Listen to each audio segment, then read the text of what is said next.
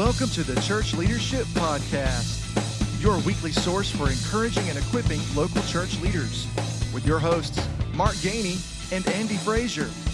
In each episode, Andy and Mark sit down with church leaders that you should know.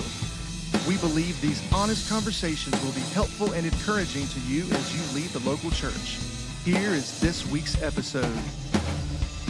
Welcome to episode number 83 of the Church Leadership Podcast. Thank you so much for joining us, whether you're joining us listening or if you're watching on YouTube. We appreciate you joining in. And if you're new to our show, welcome aboard. And we would love to have you as a subscriber so you don't miss a single episode. So make sure you go over and subscribe. And you can always rate our podcast by going over to ratethispodcast.com/CLP. That helps us to fulfill our mission, which is to encourage and equip you to lead in the local church. Now, here's today's conversation. Thank you so much for joining us this week on the Church Leadership Podcast. We have a special guest with us this week. We have Scott Sullivan. Scott is joining us today, and he is the Discipleship Catalyst at the Georgia Baptist Mission Board. And we are so excited to have Scott with us on the podcast this week. Scott, thank you for joining us. You bet, Mark, Andy. It's good to be with you. Fired up this morning to discuss and also learn. I love what you guys are doing. I've listened to some of your podcasts and I benefit from those. So thank you for what you're doing to encourage church, but also leaders. Well, thank you, man. I appreciate that. And we're glad to have you on. And I feel like, we talked with you once before, I think, but we feel like we're kindred spirits because we share a passion to make disciples. And that was apparent from minute one that we interacted with you. And so we want to talk a little bit about that. Share a little bit about maybe why you're so passionate, why this has become kind of your life's passion to make disciples and how you see God leading in that.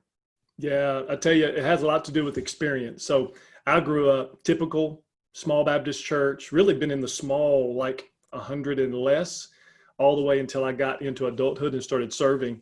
And my experience was people coming, they were engaging, the pastor did all the work.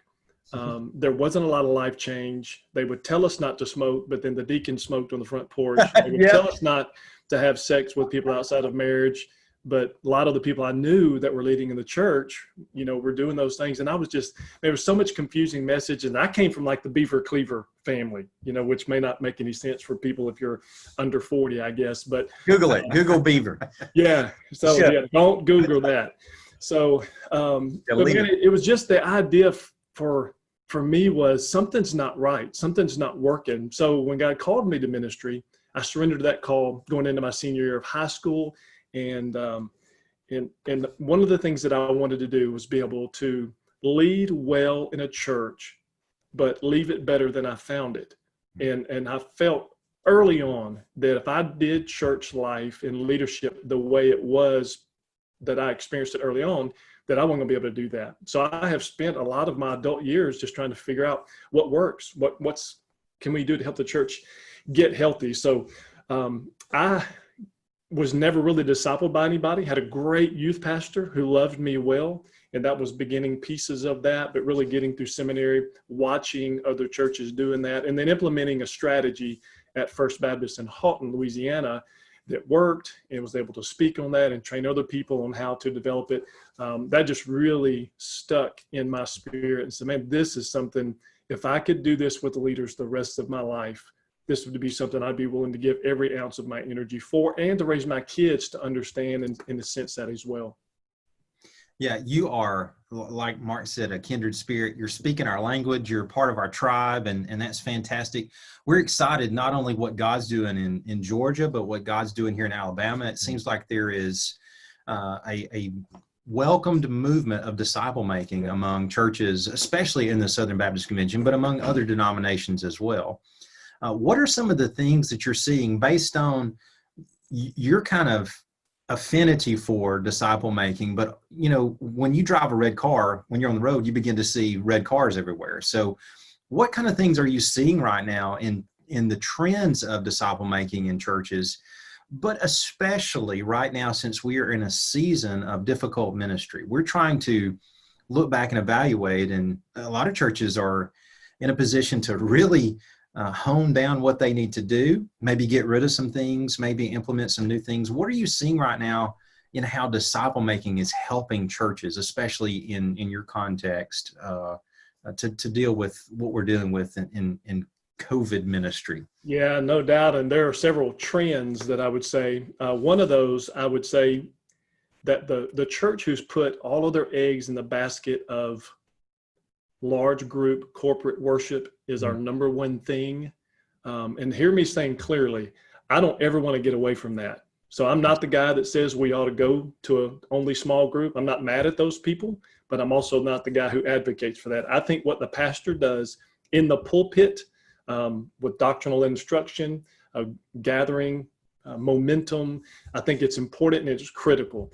But the church who have relied solely on that and created almost an attractional feel, that's been exposed during COVID. And they hit that wall of saying, oh my goodness, what are we going to do? So the smaller group, and what I would say, Mark, Andy, is that I would just give one single word that sums up what I believe about that, and it would be balance. I think we got to have the large group in instruction and investment, but I think that small group is critical as well. So here's a trend coming out of it I'm seeing in Georgia, and I also began to see that in Louisiana before I left.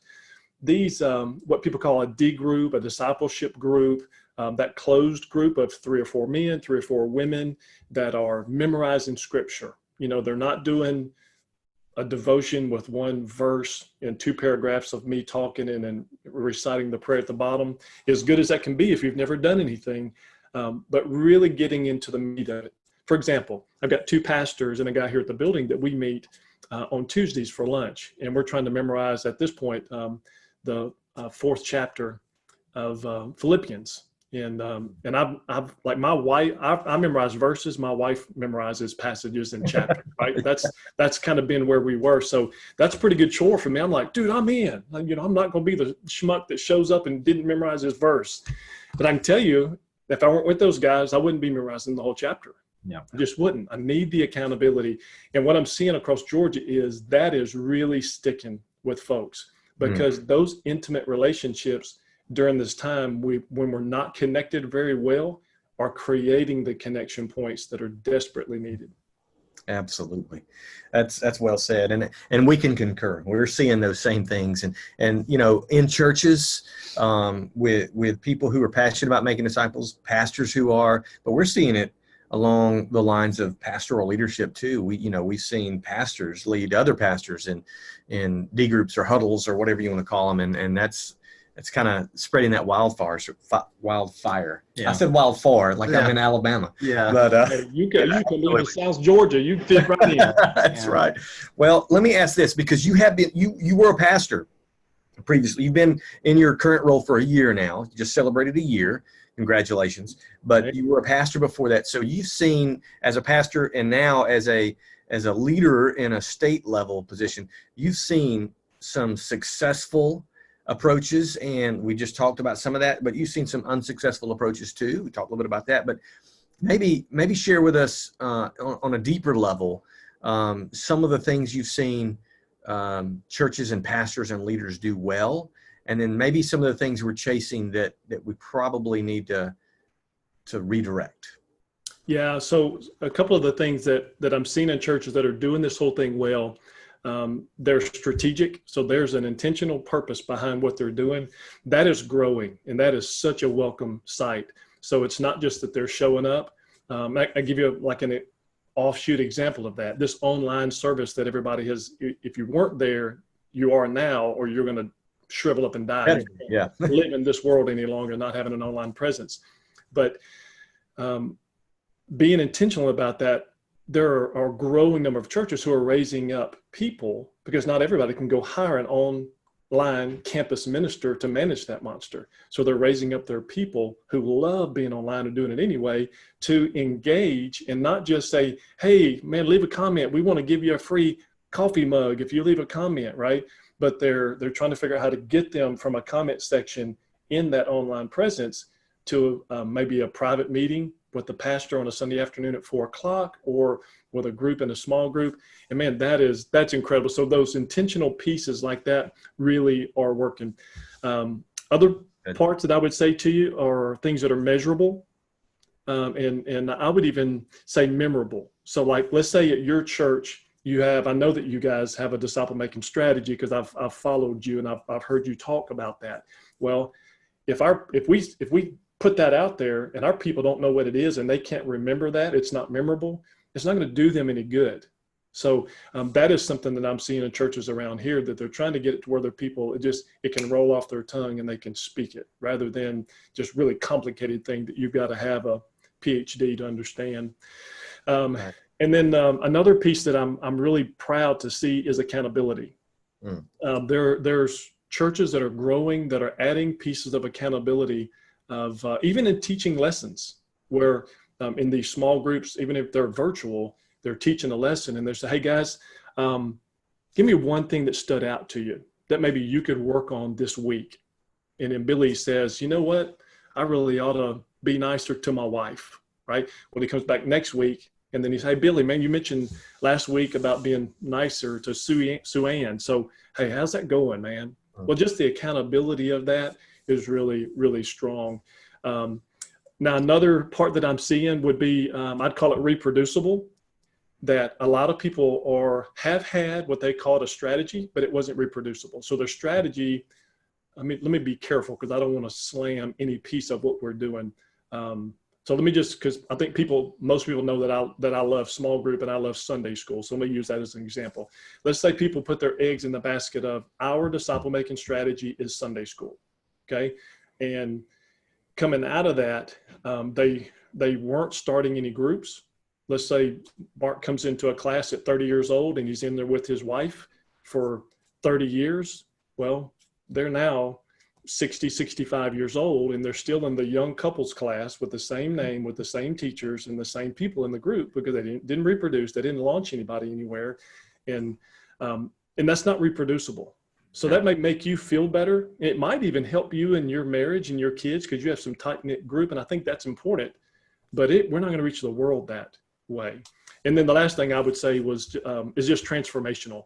The things that we're doing have to make a difference. There's got to be some type of life change that's happening, which I think is a great question for any of us who are disciple makers or teachers or even pastors to look at the people that we're investing in. Is it working? Anybody's life changes? So those are some things that I thought I'd just mention that I'm seeing that are working here in Georgia. The things that I will tell you that aren't, and there's a financial aspect of this, and this is really interesting to me. Churches who are sitting back and saying, you know what, we're gonna re-engage once this thing is over. They're not doing anything. They are dying on the vine. And the reports that I'm getting, Andy, this is crazy. The reports I'm getting are the churches who are actually trying to get out there and do something with the school who is struggling, or they're personally taking meals to the hospital, to those workers there. Their budgets are doing well or maybe even above. And I've talked to personally people who are giving to other churches because they're doing ministry and their particular church is sitting back not doing anything. That just blows my mind. Yep. But I think it's really cool. That we concur. We've seen Absolutely. it. We're experiencing the same thing. Yeah, we were seeing it. I want to mention a couple things off on what you talked about. We've mentioned this before, but church online platform or online church platform, it's by Life Church. Life Church put out YouVersion, all that. That's a great tool, by the way, for those of you who are looking for a way to make it more relational, like Scott was talking about. And it's free. That's right. You don't pay a dime, but there's a chat bonus. feature, and it really drives engagement. Which is exactly what we want. Like you said, to follow up, have more relationship accountability. And, we talk about this all the time. Language creates culture. And I think you mentioned that basically, we need to be using words that are repeatable, reproducible, that people can catch on, because we could have the best strategy in the world, but if it's communicated in a way that people don't get it, it's useless. So we agree, man. Those are good words. And your convention is doing exactly what you're talking about there in Georgia. You guys are recognizing technology as a great vehicle, as a great tool to continue equipping church leaders. You guys just finished up a fantastic online conference, Spark, had a lot of engagement, and it was just very, very encouraging. I got to kind of pop in and out on some of that and listen to some of those main sessions and see some of the breakouts. It was great. Yeah. And one of the guys on your team, Dallas White, you were sharing with us a great story for everybody who's listening I'd love for you to share us a little bit about Dallas's story, and not only do Mark and I have a heart for disciple making, but we believe the greatest way to revitalize a church is through disciple making. So we're proponents of revitalization as well. Yeah. So Dallas grew up First Baptist Woodstock with Johnny Hunt, was his right-hand guy for about 2 to 3 years. And when you're that guy, then you do everything from branding to disciple making to men's ministry to whatever, right? So and this is interesting to me because Johnny is known as this incredible evangelizer. I mean, he wants to see people come to know the Lord. But the really cool part about him is his heart is not just to see them come to know Jesus. He wants them in a relationship, in a local church, moving towards Christian maturity. Well, Dallas picked that up. And after coming out of that, man, you can imagine having that kind of pedigree and knowing, and Johnny does things at a level unlike most anybody I've ever met. And Dallas has picked up that work ethic. So he could go anywhere he wants to, do anything he wants to, but he went to a little church, somewhat of a country church on the edge of Atlanta, way out there. And man, down on the vine, hadn't baptized anybody in a long time. Budget was down, things weren't going well. And now I guess this is about the 3-year mark, and they're, running 3 times as much. Their budget has more than doubled, if not tripled. They're in a campaign where they've just remodeled the entire campus. And there is a vibrancy in that church that they've never known before. But if he hadn't had a vision to help people connect with the Lord, with his word, and then have accountable relationships where they're moving toward spiritual maturity, and then have somebody that will just push them, and sometimes as leaders, that's what we do. We got to say some hard things, and we got to give them a vision that's big enough to give their life to. And that's what's happened there. It's called the Grove Church in Ackworth, Georgia. Grove Church. That's cool. We'll have to look that one up. Well, I look forward to learning more about that. And we have to have Dallas on the podcast. Yeah, sometime. That sounds like a future podcast That's episode right there. Thank you for sharing that. So I want you to talk in the time we have left. Your team has developed something called the Watershed Principle, and you've developed a tool based on this. So talk to us a little bit about what God has led you to do in developing this criteria and really these principles for revitalization and making disciples. Yeah. So what it is, when I got here, I had the erupt strategy. That's what I did in Houghton. And some of the leaders here was like, hey, we want to implement this all over Georgia. And I was like, you know what? That's a specific disciple making strategy for a specific church that a church doesn't need to adopt that. Like for me, the best thing I could do is give them maybe some tools and the groundwork to develop their own, because they got to own it. It's got to be theirs, and their people have to do that. So that's what we're really trying to do, which why I attached to you guys so early on was I want to help people develop a customized disciple making strategy, not, rubber stamped one. So there's several words basically that 6 words that we emphasize that are part of this watershed. So here's what a watershed is. It's a ridge of land that separates water and creates multiple streams. So I was up in North Georgia, and I've been praying through, since I knew I was coming, so I've been praying through probably 4 months. God, what would you like to do? What would a piece that we could help people understand something that would branch into an opportunity to help them come up with this customized? So I was up there and the top of it, and there's this giant waterfall. And I was standing there, I could feel the power just beating on me, and I was like, I could feel the spray and the impact of it. And I read this placard that talked about the watershed that feeds the waterfall. And it said, you don't get a waterfall unless you have a healthy watershed. And I was just like, oh my goodness. So my family's just, I'm wearing them out, right? They're ready to go. I'm sitting there front. I'm jotting down notes. I was like, you don't understand what's happening. Just hang on. I'll get a taxi. That's like a watershed moment. Yeah, it was. It was. It absolutely was. So, man, I just started writing stuff down. So that's how it developed. So basically, I'll give you the elevator pitch. 6 words. One is balance. It's going from show to grow. And because the point of discipleship is not just connection, it's Christian maturity. It's Christ-likeness.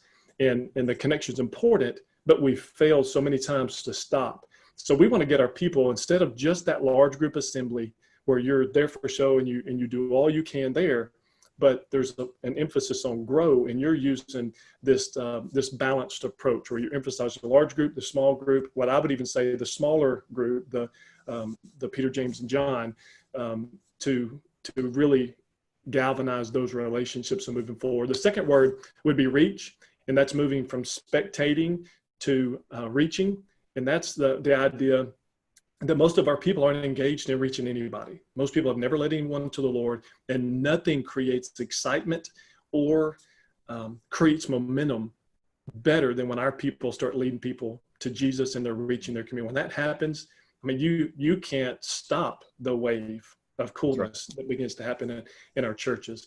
The third thing would be teach, and that's moving from just trying to instill information to a focus on transformation, where we're teaching, and the goal of that is life change. So in the Watershed Principle, what you have are these streams that come down that create the waterfall. The waterfall moment is life change, because people, when they see life change and they see a difference in people, they want to know what happened, because I know what that guy did in high school. I mean, I used to party with him, but he ain't the same way. What's going on, right? That's that visible, powerful display that people come for. And in the teaching part is you want to teach people in a way that they're tracking with the Lord and moving towards spiritual maturity. The fourth piece is serve. And this can be a difficult part because people don't want to serve. They want to come and sit, sour, and soak. So and one of the things that's really important to me is I think that every church, let me not be so broad. I think most churches, without telling you what I really think, should have an introduction, a new member class, some way for me to tell you who we are, what we believe, what we expect, because once they come to be a member of your church, they can vote, they can cause problems, they can teach. And I'm telling you, when I left Halton, we'd implemented that, I guess probably 8 years ago, and we baptized 7 of the last 12 years at our church, people who came through the connection class who thought they were a believer. But when I went through like the first session, the whole back half, I do nothing but just walk through simply the Roman road and just walk through what it means to be a believer. It gave them an opportunity to be saved. We baptized 7 out of 12 months of people who would be voting and teaching and leading in our church who wouldn't be a believer. Yep. So anyway, long story there, but serving is important. And in that piece, I guess this is where I brought it up. I think we've got to help our people understand what their spiritual gift is. Like if they don't know what their spiritual gift is, that means they're probably not serving in your church using that spiritual gift. And if they're using that spiritual gift, they're going to be there's going to be joy flowing, but they're going to make people around them joyful. And if they're not, they're probably going to be frustrated, and also the people we have to clean up behind. The next word would be multiply, and this is just really important. It's the idea of keeping to sending. Because in the churches I grew up, we want to raise up our people and we want to keep them. We want them to teach. We don't want them to go anywhere. And if you do, I'm angry and probably going to cut you off. I'm going to have a little passive aggressive. I'm not going to answer your phone call when you call next time. Instead of raising those folks up with the idea of sending them maybe across town, maybe across the ocean, I don't know, but sending them out and seeing ourselves as a missionary sending organization rather than just trying to keep them close. The last piece is lead, and it's doing to equipping. And this is a struggle that I see in a lot of pastors, because we like I'm a lieutenant. I like to get things done. I can't stand passivity. When I see male passivity, like you'll see me visibly just begin to have a hard time. I just can't stand it. Well, most pastors tend to want to get things done. So they're doing things for rather than doing things with. And that has created a bunch of infantile believers in our churches who depend on the pastor. When the pastor leaves, oh, well, we're not going to do anything until we get a new pastor. How ridiculous is that? Like, show me one place in the scripture where the church should fail to accomplish her mission because that person, that leader in that church isn't present, right? I mean, they raised up leaders. Paul would leave and go do something else, and they continued to do ministry at a really big level. So that's the watershed. It's these 6 streams that have to be vibrant, that create that waterfall moment, that life change. And the end result for us is what we call world impacting disciple makers. where we're looking across the street, but we're also looking across the world, and we're living a changed life, but we want to reproduce that process. And be honest with you guys, I think, and I've said this before, maybe the biggest failure of the Southern Baptist Convention in my lifetime has been our inability to reproduce ourselves. And if we don't figure out a way to get our churches healthy and help them understand you've got to multiply and reproduce the gospel seed that was given to you, not only are we not going to be able to exist as a denomination, but we're lost to the world. There is no hope. That's right. Yeah, because it's beyond our denomination. That's the biggest failure of the church, period, is failure to reproduce. So now you're coming out with a kind of a resource based on this, right? Tell us about that, because by the time this airs, that resource will probably be out. Yeah, so it's called the Watershed Principle, and it's a book, but I purposely didn't write it in a paragraph written form. So what you'll see is topic, main points, key considerations with bullet points, and then key questions to ask for introspection of my ministry and my church in my context. So it's they call it a book, but you're not going to read it like a book that's paragraph and all of that kind of stuff. So where can people get their hands on that when it does release? It's free. So we're not going to, it's not for sale. It's just going to be for digital download. It'll be at gabaptist.org. They can get it. It'll be on our, actually, if you go to gabaptist/discipleship, that's going to be where it will live, but you can get to it from there. And then we're going to have some printed. I was going to say, we'll mention that. We'll put a link to that in our show notes so people will be able to just click on that. So yeah, and I can get you, I'll send you that link. Awesome. Okay. So that'll be there. Well, Scott, we appreciate you joining us today. Normally what we do is we ask the specific question, is there something you would like to say to encourage people who are listening? But everything you've said the last 20 minutes has been a lot of encouragement. You've given us some practical helps at the end of our time today, a guided process and strategy to think through of how can our church kind of refine what we're doing better and be more intentional.